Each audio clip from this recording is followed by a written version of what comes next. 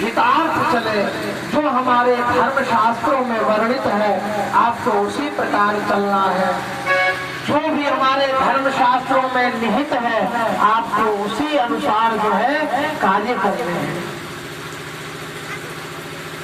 कहते हैं श्री सूत जी महाराज सनकादि 88,000 ऋषियों को यह कथा श्रवण करा रहे हैं और देवता इत्यादि को कहते हैं कि क्व सुधा क्व कथा लोके मणि महान।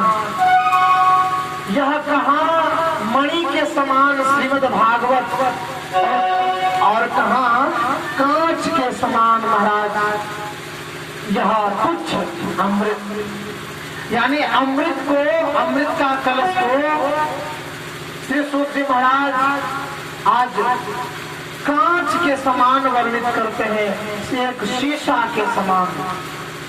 और श्रीमद् भागवत को किस प्रकार से वर्णित करते हैं कि यह मणि है। मणि, कहाँ मणि और कहाँ कांच का टुकड़ा शीशा। इन दोनों में कभी भी आसमान और जमीन तो छोड़िए पाताल का भी मेल नहीं है। श्रीमद् भागवत कथा और अमृत इस प्रकार से बोल करके उन देवताओं को जो है सूत जी महाराज भगा देते हैं। तो इसलिए इसमें कहा गया है कि देवा नाम भी दुर्लभम, यह जो श्रीमद् भागवत है यह देवताओं के लिए भी दुर्लभ है। अच्छा, अगर कोई अमृत का पान कर लेगा तो क्या होगा? क्षीणे पुण्य मृत्यु लोकम विसंति। अगर वह अमृत पी लेता है तो अमृत पी करके वह क्षीणे पुण्य, जब तक उसका पुण्य रहेगा तब तक वह सही रहेगा, और जिस प्रकार से पुण्य समाप्त होगा वह मृत्यु लोक में आ जाएगा। देवता इत्यादि का भी जब पुण्य अंतिम हो जाता है, पुण्य समाप्त हो जाता है, तो वह भी जो है स्वर्ग को छोड़ करके वह भी धराधाम पर आ जाते हैं। तो महाराज इससे भी आप एक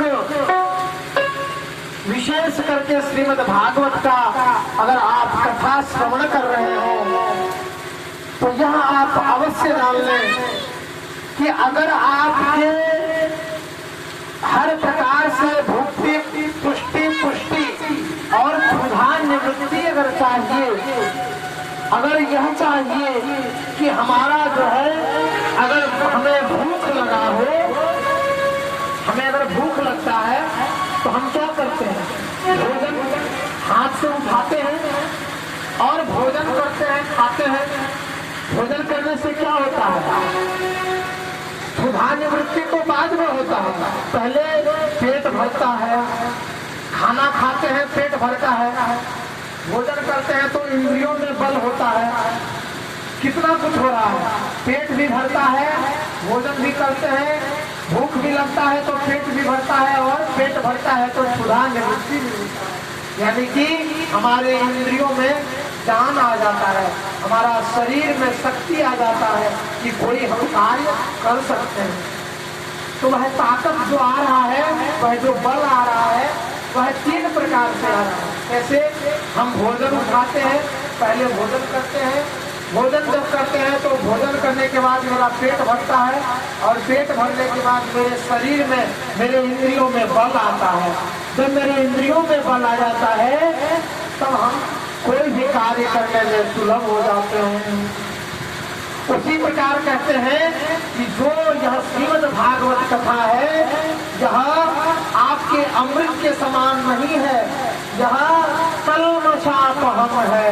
यानी कि श्रीमद् भागवत सप्ताह जो कोई भी इस धराधाम पर श्रवण करता है, उस व्यक्ति को, उस मनुष्य को यहाँ के सारे पुण्य कर्म हेतु उन्हें सारा हर प्रकार से धन वैभव इत्यादि जो भी वह मनोकामना चाहता है, जो भी उसकी इच्छा होती है, वह सब कुछ उसे मिलता है।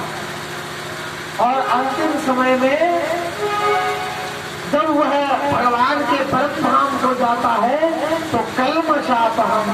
यानी कि उसे मुक्ति मिलती है और भगवान के चरणारविंद में भगवान के उस परम धाम वैकुंठ की उसे प्राप्ति होती है। यह श्रीमद् भागवत का बड़ा ही सुंदर व्याख्यान है। इंद्रादि देवताओं को यह सब कुछ बता करके वह सूत जी महाराज उन देवताओं को भगा देते हैं और कहते हैं कि यह जो कथा है इस प्रकार से तो अद्भुत है ही।